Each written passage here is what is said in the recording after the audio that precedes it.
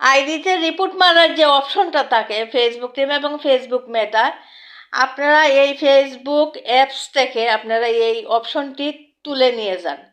হাজার হাজার content creator আমরা ফেসবুক প্ল্যাটফর্মে কাজ করি, আমরা মনের আশা পূরণ করার জন্য আমরা অনেক কষ্ট করে আমরা ফেসবুক প্ল্যাটফর্মে কাজ করতেছি। ফেসবুক প্ল্যাটফর্ম হচ্ছে সম্মানিত একটি প্রতিষ্ঠান। ফেসবুক প্ল্যাটফর্ম হচ্ছে সেরা প্ল্যাটফর্ম।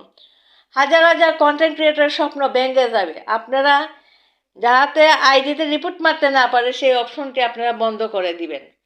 কারণ আপনারা ফেসবুক টিম এবং ফেসবুক মেটা আপনাদেরকে মন থেকে অনেক ভালোবাসি, আপনাদেরকে নিজের মা বাবার মতো শ্রদ্ধা করি, সম্মান করি। একটি আইডি দাঁড়া করানো খুবই কষ্ট। যদি কেউ কপিরাইট স্ট্রাইক রিপোর্ট মারে তখন কিন্তু আইডিটির গ্রোথ কিন্তু কমে যায়, তখন আগের মতো গ্রোথ কিন্তু আর বাড়ে না।